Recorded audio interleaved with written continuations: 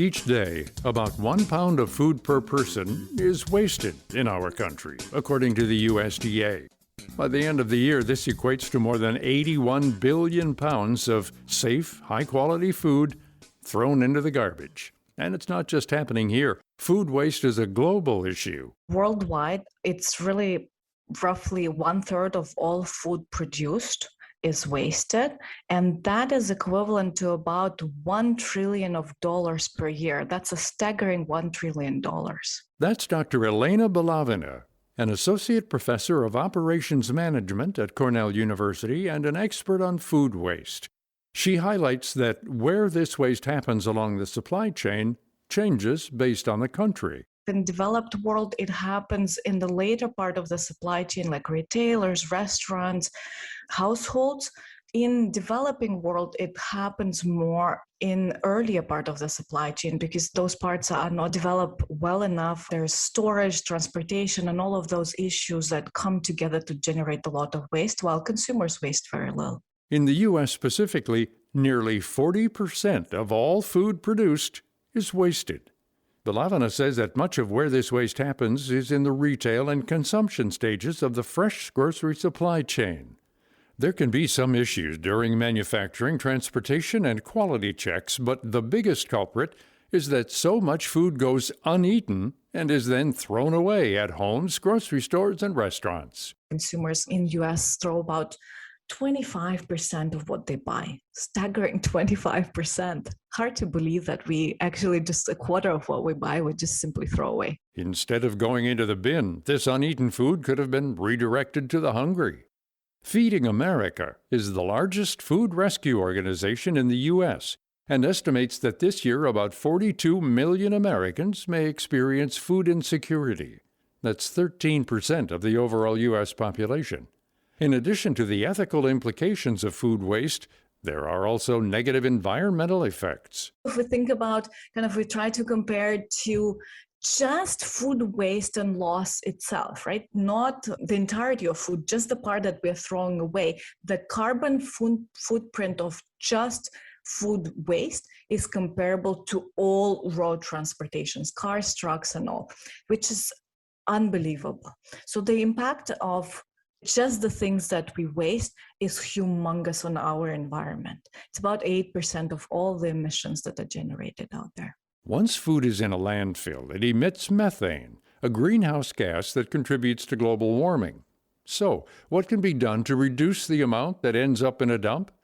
Balavina says that one issue is this model of overabundance in grocery stores.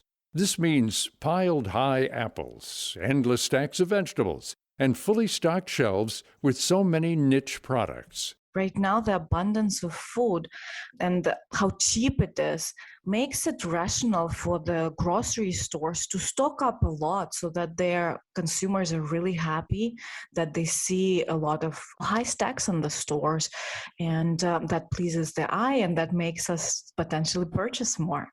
It's just the proliferation of various SKUs, the various items that we see in the grocery store, that contributes a lot to food waste as well. And an optimization of that and understanding of that and changing how much of variety do we stock in the stores, that's definitely been an important component in addition to forecasting and understanding how to streamline the supply chain. Balavina says that she is seeing a shift among some retailers and restaurants that have taken steps to be more cognizant of food waste.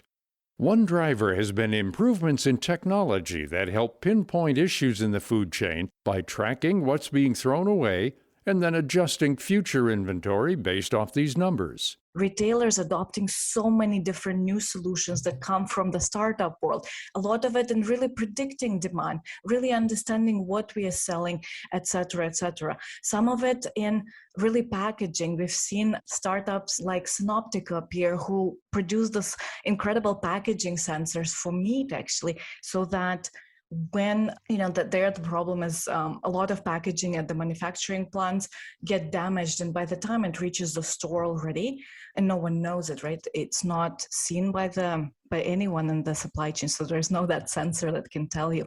And then by the time it reaches the store, it's already no good. The product is no good for the consumer. And so with that simple sensor, they can change it and reduce the food waste drastically. Another solution in this fight against food waste is organizations that redirect unused food from retailers and restaurants to the people who need it. One example is City Harvest, a nonprofit group operating across New York City that picks up excess inventory from more than 2,500 local food donors. Over the past year, they've salvaged and delivered more than 144 million pounds of food. We now have a fleet of 26 trucks that are on the road 7 days a week, picking up excess food from all across the food industry. So supermarkets, restaurants, farms, wholesalers, all sorts of different places. And then we distribute it to a network of about 400 partner agencies completely free of charge. That's Jenna Harris, the Senior Manager of Donor Relations and Supply Chain at City Harvest. According to internal numbers, about a third of the food the organization receives routinely comes from manufacturers and wholesalers. 11% is from supermarkets, and roughly 3% is from bakeries and quick-service restaurants.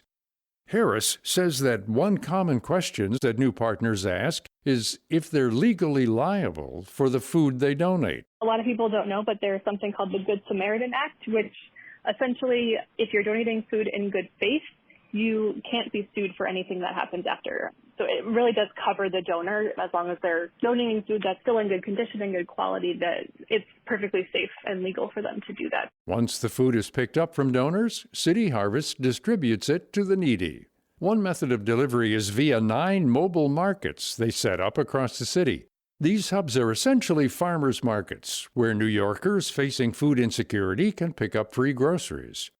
Harris says that many of the items offered are fresh and packed with nutrients. What we rescue every year is typically about 60% is produce. Nutrition is a really important thing for us to keep in mind for our agencies. So being able to distribute fresh produce to people all across the city is one of our key goals, and we try to make sure we adhere to that. But that said, we do accept pretty much any type of food. We get lots of meat, lots of dairy, a lot of packaged food. Since COVID started, shelf-stable packaged food has been in really high demand, so we always are bringing in a lot of that. City Harvest estimates that the elevated need due to COVID will continue past this year into 2022.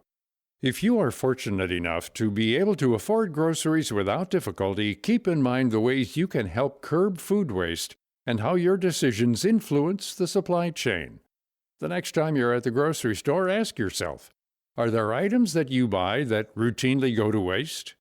Can you buy fresh fruits and vegetables in smaller quantities? You can also help by assisting organizations like City Harvest that redirect excess food. We're actually in the middle of our annual campaign called Share Lunch, Fight Hunger, which raises crucial dollars to help feed families experiencing food insecurity during the summer months when children may not have access to free school meals. So for more information for that, people can go to cityharvest.org/share lunch. We have a lot of really great partnerships going on right now with restaurants where they're doing special promotions to help fundraise for us. And as well, if people are interested, they can text the word lunch to 20222, and that will allow people to donate $15 to the campaign, which is enough to feed 41 children for a day, which is amazing. And yes, any restaurants or anyone's ever interested in getting involved with City Harvest, they're always welcome to check out our website. We have some information there about how to become a food donor. We'd love to hear more. People can also volunteer or donate online by visiting cityharvest.org. To learn more about this topic and both of our guests, Dr. Elena Belavina and Jenna Harris, visit viewpointsradio.org. For more behind the scenes, search Viewpoints Radio on Twitter and Facebook. This segment was written and produced by Amira Zaveri. I'm Gary Price. A third of Americans think we will all be eating meat-free diets in the future, and the future is closer than you think. A recent survey of 2,000 Americans conducted by OnePoll reveals the average person thinks we'll all be meat-free by 2039. That's just 18 years away. Of the 52% surveyed who don't think that going plant-based is realistic right now, 1 in 5 worries that it's too expensive. But Vegan Strong National Tour Director and multi-sport athlete Robert Cheek says think again. Plant-based eating can be incredibly affordable if you focus on eating fruits, vegetables, beans, rice, nuts, and seeds. Going vegan is better for your health, your wallet, and the earth. During the pandemic, more than half of people have even made a game of cooking at home, and more people than ever have found themselves trying new foods they never thought they would. For more information, check out veganstrong.com. That's veganstrong.com. And that's Viewpoints for this week. Viewpoints is a production of MediaTrax Communications. Follow us on Twitter, Facebook, and Instagram to learn more about upcoming shows and find a library of past programs on Apple Podcasts, Google Play, and Spotify. Plus, you'll always find previous segments and more information about our guests at viewpointsradio.org. Join us again next week for another edition of Viewpoints. Coming up on Viewpoints. Change is what is wild about nature, and we should cherish that and look out for some of these incoming species, the go-getter colonists. A different perspective on invasive species. Then, I very often watch students speak and they lose control of their breath. And there's a difference between speaking from your diaphragm and speaking from your chest. And when you speak from your chest, you lose control of the force of your voice. How do you feel about public speaking? I'm Marty Peterson. and I'm Gary Price. These stories in depth on your public affairs magazine, Viewpoints.